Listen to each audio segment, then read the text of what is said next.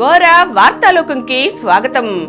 ఈనాటి ముఖ్యాంశాలు: JEE main లో తెలుగు వెలుగులు, సిఐఏ ఎవరికి లాభం, నేరుగా ఫిర్యాదులు అందజేయండి కలెక్టర్ ఢిల్లీరావు, వేసవిలో ప్రత్యేక రైళ్లు, ముగిసిన నామినేషన్ల ఘట్టం, పట్నా హోటల్లో అగ్ని ప్రమాదం, 6 మృతి, మోడీ రాహుల్ ప్రసంగాలపై ఈసీ సీరియస్, పాకిస్తానీ యువతికి భారతీయుని గుండె, సన్ రైజర్స్ పై బెంగళూరు గెలుపు, వేసవిలో మజ్జిగలో వీటిని కలుపుకుంటే ఎంతో ఆరోగ్యం. సాధారణ ఎన్నికలు, లోక్సభ మరియు ఆంధ్రప్రదేశ్ శాసనసభ 2024. పోలింగ్ తేదీ మే 13, 2024. ఎన్నికల ప్రవర్తన నియమావళిలో ఏమైనా ఉల్లంఘనలు జరిగితే భారత్ ఎన్నికల సంఘం వారి సి విజిల్ యాప్ ద్వారా తెలియజేయండి. అలాగే ఈ వివరాలు గోప్యంగా ఉంచబడతాయి. ప్రతి ఫిర్యాదుకు 100 నిమిషాలలో ప్రతిస్పందన ఉంటుంది. జారీ చేయువారు ప్రధాన ఎన్నికల అధికారి, ఆంధ్రప్రదేశ్.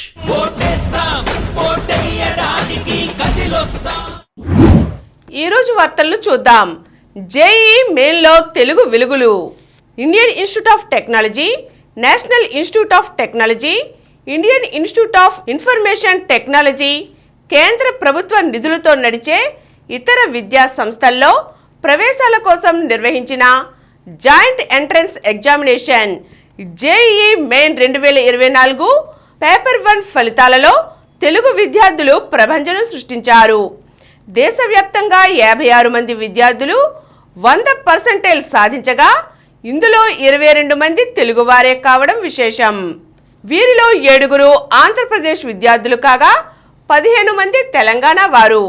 ఈ మేరకు జనవరి, ఏప్రిల్ సెషన్లలో 2 దశల్లో నిర్వహించిన జేఈఈ మెయిన్ సంయుక్త ఫలితాలను నేషనల్ టెస్టింగ్ ఏజెన్సీ ఎన్టీఏ బుధవారం అర్ధరాత్రి దాటాక విడుదల చేసింది.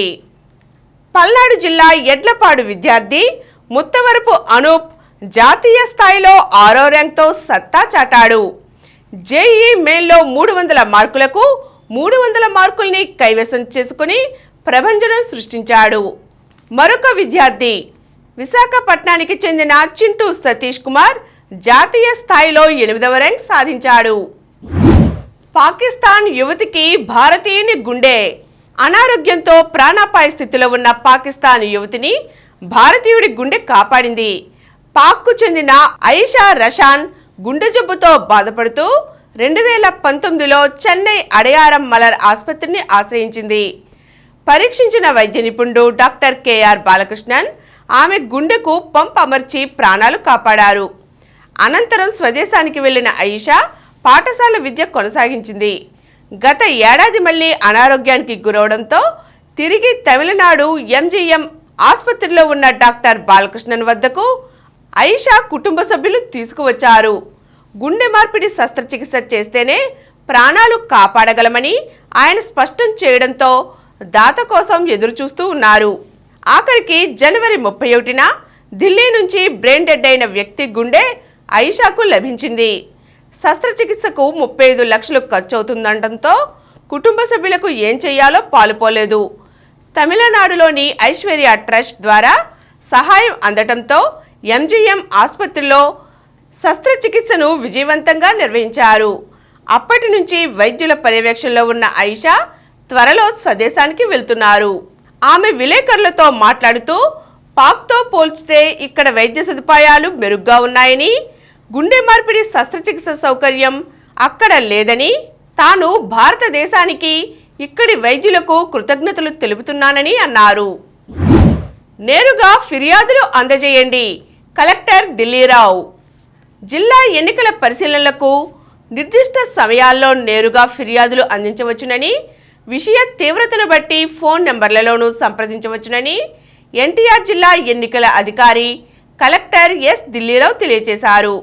తిరువూరు, విజయవాడ పశ్చిమ, సెంట్రల్, తూర్పు అసెంబ్లీ నియోజకవర్గాలకు మంజురాజ్ పాల్, మైలవరం, నందిగామ, జగ్గయ్యపేట అసెంబ్లీ స్థానాలకు నరేందర్ సింగ్ బాలి జనరల్ అబ్జర్వర్గా, పోలీస్ అబ్జర్వర్గా ప్రీతిందర్ సింగ్ నియమితులయ్యారు అన్నారు.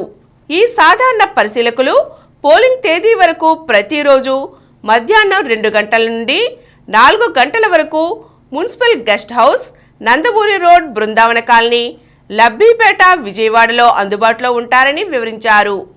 రాజకీయ పార్టీల ప్రతినిధులు, అభ్యర్థులు, ప్రజలు ఎన్నికల ఉల్లంఘనలకు సంబంధించి ఫిర్యాదులు, విజ్ఞాపనలు సమర్పించవచ్చునన్నారు. అదేవిధంగా మంజురాజ్ పాల్ 8121526777లో, నరేందర్ సింగ్ బాలి 9154883009లోనూ అందుబాటులో ఉంటారని, అత్యవసర విషయాలైతే ఫోన్లో సంప్రదించవచ్చునని తెలిపారు. సిఏఏ ఎవరికి లాభం? మోదీ ప్రభుత్వం ఇటీవల అమల్లోకి తెచ్చిన పౌరసత్వ సవరణ చట్టం సిఏఏ లోక్సభ ఎన్నికల్లో పశ్చిమ బెంగాల్, కేరళ, అసోంతో పాటు ఈశాన్య రాష్ట్రాల్లోనూ ఫలితాలను బాగా ప్రభావితం చేసేలా కనిపిస్తోంది. ఈ చట్టానికి 4 ఏళ్ల క్రితమే పార్లమెంట్ ఆమోదం లభించగా దేశవ్యాప్త వ్యతిరేకత, ఆందోళనలు తదితరాల నేపథ్యంలో అమలు మాత్రం వాయిదా పడింది. అయితే దీనిని ఎట్టకేలకు సరిగ్గా ఎన్నికల ముందు దేశమంతటా అమల్లోకి తీసుకువస్తూ మార్చి 11న కేంద్ర ప్రభుత్వం నిర్ణయం తీసుకుంది. దాంతో మరోసారి రాజకీయ దుమారం రేగింది. ఎవరేమన్నా సిఏఏ అమలుపై వెనక్కి తగ్గే ప్రసక్తే లేదని పాలక బీజేపీ స్పష్టం చేసింది. ఈ నేపథ్యంలో కాంగ్రెస్ విడుదల చేసిన మేనిఫెస్టోలో సిఏఏ ప్రస్తావనే లేకపోవడంపై విపక్ష ఇండియా కూటమి పక్షాలతో పాటు కేరళ సీఎం విజయన్ విమర్శలు గుప్పించారు. దాంతో ఇండియా కూటమి అధికారంలోకి వస్తే ఈ వివాదాస్పద చట్టాన్ని పార్లమెంట్ తొలి సమావేశాల్లోనే రద్దు చేస్తామని Congress manifesto committee chairman P. Chidambaram ప్రకటించారు. పాట్నా హోటల్లో అగ్ని ప్రమాదం, 6 మృతి. బీహార్ రాజధాని పాట్నాలోని ఓ హోటల్లో సంభవించిన ఘోర అగ్ని ప్రమాదంలో 3 మహిళలు సహా 6 మృత్యువాత పడ్డారు. పట్నా జంక్షన్ రైల్వే స్టేషన్కు సమీపంలోని ఓ హోటల్లో గురువారం ఉదయం 11 గంటల సమయంలో మంటలు చెలరేగాయి. అందులో మొత్తం 20 మంది చిక్కుకుపోయారు. అగ్నిమాపక సిబ్బంది కొందరిని సురక్షితంగా బయటకు తీసుకువచ్చారు. మొత్తం 6 చనిపోగా మరో 2 తీవ్రంగా గాయపడ్డారు. వారి పరిస్థితి విషమంగా ఉన్నట్లు పోలీసులు తెలిపారు. మోదీ, రాహుల్ ప్రసంగాలపై ఈసీ సీరియస్. ఎన్నికల ప్రచారంలో భాగంగా ప్రధాని మోదీ, కాంగ్రెస్ అగ్రనేత రాహుల్ గాంధీలు చేసిన ప్రసంగాలపై కేంద్ర ఎన్నికల సంఘం ఆగ్రహం వ్యక్తం చేసింది. ఎన్నికల ప్రవర్తన నియమావళిని ఉల్లంఘించారంటూ ఆయా పార్టీలకు నోటీసులు జారీ చేసింది. నేతల కోడ్ ఉల్లంఘనలకు బీజేపీ అధ్యక్షుడు జేపీ నడ్డా, ఏఐసీసీ అధ్యక్షుడు మల్లికార్జున్ ఖర్గేలను బాధ్యులుగా పేర్కొంది. ఏప్రిల్ 29 ఉదయం 11 గంటల్లోపు సమాధానం ఇవ్వాలని గురువారం జారీ చేసిన నోటీసుల్లో ఈసీ ఆదేశించింది. పార్టీలు తమ అభ్యర్థుల విషయంలో బాధ్యతగా వ్యవహరించాలి, కానీ ఏకంగా పార్టీల అగ్రనేతలే వివాదాస్పద వ్యాఖ్యలు చేస్తున్నారు. కీలక నేతల ప్రసంగాలు ఓటర్లపై తీవ్ర ప్రభావం చూపుతాయి. తీవ్రమైన పరిణామాలకు దారితీసే ప్రమాదం ఉంది. నేతలు ఈసీ నిబంధనలు అతిక్రమించినందుకు సమాధానం చెప్పవలసిన బాధ్యత ఆయా పార్టీల అధ్యక్షులపై ఉంది. పార్టీల అభ్యర్థులు, ప్రధానంగా స్టార్ క్యాంపెయినర్ల ప్రచార సరళి ప్రసంగాలపై ఆయా రాజకీయ పార్టీలు బాధ్యత వహించవలసి ఉంటుంది. ప్రజా ప్రాతినిధ్య చట్టంలోని సెక్షన్ 77 ప్రకారం నోటీసులు జారీ చేస్తున్నామని పార్టీల చీఫ్లకు పంపిన లేఖల్లో ఈసీ పేర్కొంది. ప్రధానమంత్రిపై ఎన్నికల కోడ్ ఉల్లంఘన క్రింద ఫిర్యాదు తీసుకుని ఈసీ స్పందించడం ఇదే తొలిసారి అని సంబంధిత వర్గాలు వెల్లడించాయి. ముగిసిన నామినేషన్ల ఘట్టం. రాష్ట్రంలో లోక్సభ, శాసనసభ ఎన్నికలకు నామినేషన్ల దాఖలు ప్రక్రియ గురువారం నాడు ముగిసింది. ఏప్రిల్ 18న ఈ ప్రక్రియ ప్రారంభమైంది. చివరి రోజైన గురువారం అభ్యర్థులు భారీ స్థాయిలో నామినేషన్లు దాఖలు చేశారు. 2019తో పోలిస్తే 2024 ఎన్నికల్లో పోటీకి ఎక్కువ మంది నామినేషన్లు చేశారు. 2019 ఎన్నికల్లో 175 అసెంబ్లీ స్థానాలకు 4299 నామినేషన్లు, 25 పార్లమెంట్ స్థానాలకు 770 నామినేషన్లు దాఖలయ్యాయి. ఇప్పుడు అసెంబ్లీకి 5460, పార్లమెంటుకు 965 నామినేషన్లు దాఖలయ్యాయి. శుక్రవారం నామినేషన్లను పరిశీలించి నిబంధనలు పాటించని అభ్యర్థులను తిరస్కరిస్తారు. ఆమోదం పొందిన నామినేషన్లను ఈ నెల 29వ తేదీలోగా ఉపసంహరించుకోవడానికి అవకాశం ఉంది. వేసవిలో ప్రత్యేక రైళ్లు. వేసవి సెలవుల్లో ప్రయాణికుల రద్దీని దృష్టిలో ఉంచుకుని సౌత్ సెంట్రల్ రైల్వే ప్రత్యేక వారాంతపు రైళ్లను నడపనున్నట్లుగా Vijayawada division public relation officer Mandrupkar గురువారం ఒక ప్రకటనలో తెలిపారు. ఈ ప్రత్యేక రైలు ఈ నెల 28 నుంచి జూన్ 30వ తేదీ వరకు ప్రతి ఆదివారం సికింద్రాబాద్ నుంచి సత్రంగంజ్ వరకు నడుస్తుందని పేర్కొన్నారు. సికింద్రాబాద్లో రాత్రి 11:40 బయలుదేరి నల్గొండ, మిర్యాలగూడ, నడికుడి, సత్తెనపల్లి, గుంటూరు, విజయవాడ, ఏలూరు, తాడేపల్లిగూడెం, రాజమండ్రి, సామర్లకోట, యలమంచిలి, అనకాపల్లి, దువ్వాడ, విజయనగరం, శ్రీకాకుళం రోడ్డు, పలాస, బరంపురం, కుర్దా రోడ్డు, భువనేశ్వర్, కటక్, ఖరగ్పూర్ మీదుగా మంగళవారం ఉదయం 5 గంటలకు సంతరంగంజి చేరుతుందన్నారు. 18 బోగీలతో నడిచే ఈ రైళ్లలో ఎటువంటి రిజర్వేషన్ సౌకర్యం ఉండదన్నారు. స్టేషన్లలో బుకింగ్ కౌంటర్ల వద్ద టికెట్లు పొందవచ్చునని తెలిపారు. సన్ రైజర్స్ పై బెంగళూరు గెలుపు. హెడ్ విధ్వంసం సృష్టించలేదు, క్లాసెన్ కుమ్మేయలేదు, మార్కరం మెరుపులు లేవు, అభిషేక్ ఆశించిన స్థాయిలో చెలరేగలేదు. వరుస మ్యాచ్లలో పరుగుల వరద పారిస్తూ ప్రత్యర్థుల పాలిట సింహస్వప్నంలా మారిన సన్ రైజర్స్ హైదరాబాద్ దూకుడుకు సొంత గడ్డపై బ్రేక్ పడింది. 300 స్కోర్ సంగతేమో కానీ ఛేదనలో ఒక దశలో 100 కూడా దాటడమే కష్టమనిపించింది. వరుసగా 4 విజయాల తరువాత హైదరాబాద్ జట్టు తొలి ఓటమి చూసింది. మరోవైపు వరుసగా 6 పరాజయాలు, మైదానంలో దిగేదే ఓడేందుకా అన్నట్లు ఆడుతూ ఒక్క గెలుపు కోసం తప్పించిపోయిన రాయల్ ఛాలెంజర్స్ బెంగళూరు జట్టుకు భారీ ఊరట లభించింది. బ్యాటింగ్తో పాటు బౌలింగ్లోనూ రాణించడంతో ఎట్టకేలకు ఆ జట్టుకు ఈ ఐపీఎల్ సీజన్లో 2వ విజయం దక్కింది. గురువారం ఉప్పల్ స్టేడియంలో జరిగిన మ్యాచ్లో రాయల్ ఛాలెంజర్స్ బెంగళూరు 35 పరుగుల తేడాతో సన్ రైజర్స్ పై గెలిచింది. టాస్ గెలిచి బ్యాటింగ్ ఎంచుకున్న బెంగళూరు 20 ఓవర్లలో 7 వికెట్ల నష్టానికి 206 పరుగులు సాధించింది. విరాట్ కోహ్లీ 43 బంతుల్లో 51, player of the match Rajat Patidar 20 బంతుల్లో 50 అర్ధ సెంచరీలు చేయగా కెమెరాన్ గ్రీన్ 20 బంతుల్లో 37 నాటౌట్ రాణించాడు. అనంతరం హైదరాబాద్ 20 ఓవర్లలో 8 వికెట్లకు 171 పరుగులు చేసి ఓడిపోయింది. షహబాజ్ అహ్మద్ 37 బంతుల్లో 40 నాటౌట్, అభిషేక్ శర్మ 13 బంతుల్లో 31, ప్యాట్ కమిన్స్ 15 బంతుల్లో 31 పర్వాలేదనిపించారు. వేసవిలో మజ్జిగలో వీటిని కలుపుకుంటే ఎంతో ఆరోగ్యం. వేసవిలో ఎన్నో సమస్యలకు చెక్ పెడుతుంది మజ్జిగ. ముఖ్యంగా వేసవిలో కడుపుకు చల్లటి అనుభూతిని కలిగించేందుకు, శరీరం ఎప్పుడూ హైడ్రేట్గా ఉండేందుకు మజ్జిగ బాగా తోడ్పడుతుంది. మజ్జిగలో పొటాషియం, కాల్షియం, విటమిన్ బి అధికంగా ఉండటంతో తక్షణ శక్తి అందుతుంది. మజ్జిగలో ప్రోబయోటిక్స్ వంటి మంచి బ్యాక్టీరియా ఉండటం వల్ల ఇది జీర్ణక్రియని మెరుగుపరుస్తుంది, మలబద్ధకాన్ని నివారిస్తుంది. రోజు ఉదయం పూట మజ్జిగ తాగితే కడుపులో మంట, అలర్జీలు తగ్గుతాయి. అల్లం, కరివేపాకు, జీలకర్ర, మిరియాల పొడి వంటివి మజ్జిగలో కలుపుకొని తాగితే డీహైడ్రేషన్, కడుపు ఉబ్బరం వంటివి తగ్గుతాయి.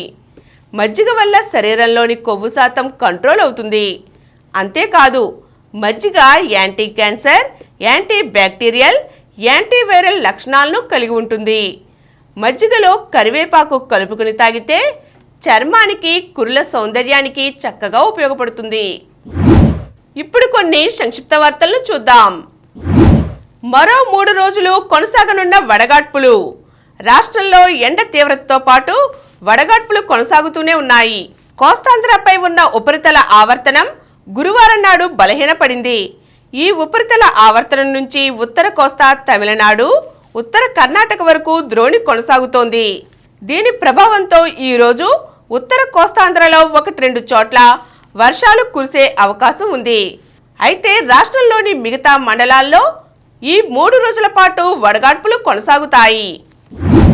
నేడే 2వ దశ 13 రాష్ట్రాలలో 88 స్థానాలకు ఎన్నికలు. రెండో దశ పోలింగ్కు ఎండముప్పు. దేశంలోని పలు రాష్ట్రాలలో ఈ రోజు నుంచి 5 రోజుల పాటు ఎండ తీవ్రత అధికంగా ఉండే అవకాశం ఉందని భారత వాతావరణ శాఖ తెలిపింది.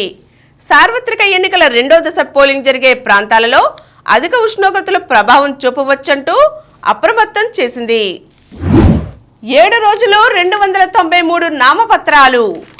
చివరి రోజు వెల్లువలా వచ్చిన అభ్యర్థులు. ఎన్టీఆర్ జిల్లాలో గురువారం విజయవాడ లోక్సభకు 7 అసెంబ్లీ స్థానాలకు కలిపి 115 మంది అభ్యర్థులు అధికారులకు నామపత్రాలు సమర్పించారు. సార్వత్రిక ఎన్నికలకు సంబంధించి నామపత్రాల స్వీకరణ ఏప్రిల్ 18 నుంచి 25 వరకు సాగింది. ఈ వారంలో 22వ తేదీ ఆదివారం సెలవు కాగా మిగిలిన 7 రోజుల్లో అన్నీ కలిపి 293 మంది లోక్సభ అసెంబ్లీ స్థానాలకు నామపత్రాలు సమర్పించారు. పసిడి పోరుకు ధీరజ్ బృందం. ప్రపంచ కప్ ఆర్చరీ స్టేజ్ 1 టోర్నమెంట్ పురుషుల రికర్వ్ టీం విభాగంలో భారత జట్టు ఫైనల్లోకి దూసుకువెళ్లింది. ఆంధ్రప్రదేశ్ ఆర్చర్ బొమ్మదేవర ధీరజ్, తరుణ్దీప్ రాయ్, ప్రవీణ్ జాదవ్లతో కూడిన భారత బృందం గురువారం జరిగిన సెమీఫైనల్లో ఇటలీ జట్టును ఓడించింది. ఆదివారం జరిగే ఫైనల్లో ప్రస్తుత ప్రపంచ ఒలింపిక్ ఛాంపియన్ జట్టు దక్షిణ కొరియాతో టీమిండియా తలపడుతుంది. స్విమ్మర్ సామదేవ్కు కాంస్యం. Malaysia invitational international age group swimming ఛాంపియన్షిప్లో భారత్కు ప్రాతినిధ్యం వహించిన ఆంధ్రప్రదేశ్ స్విమ్మర్ తీర్థు సామ్దేవ్ కాంస్య పథకం సాధించాడు. భారత్కు పతకాల పంట. దుబాయ్లో జరుగుతున్న ఆసియా అండర్-20 అథ్లెటిక్స్ ఛాంపియన్షిప్లో రెండో రోజు భారత్కు 4 స్వర్ణ పతకాలు, 2 రజత పతకాలు, 3 కాంస్య పతకాలు లభించాయి. మహిళల లాంగ్ జంప్లో పావన నాగరాజ్, షాట్పుట్లో అనురాగ్, 3000 మీటర్ల స్టీఫుల్ చేజ్లో రణవీర్, ఏక్తాడే పసిడి పతకాలు సొంతం చేసుకున్నారు. ఐపీఎల్లో నేడు కోల్కతా వర్సెస్ పంజాబ్ రాత్రి 7:30 గంటలకు. మరిన్ని వార్తా విశేషాలతో రేపటి గోరా వార్తాలోకంలో కలుద్దాం. Thank you.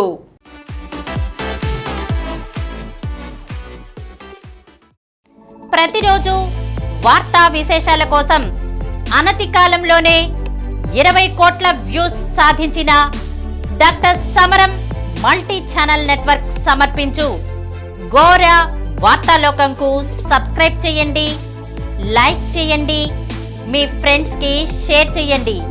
అలాగే ప్రక్కనున్న గంట సింబల్ని ప్రెస్ చేయడం మర్చిపోకండి.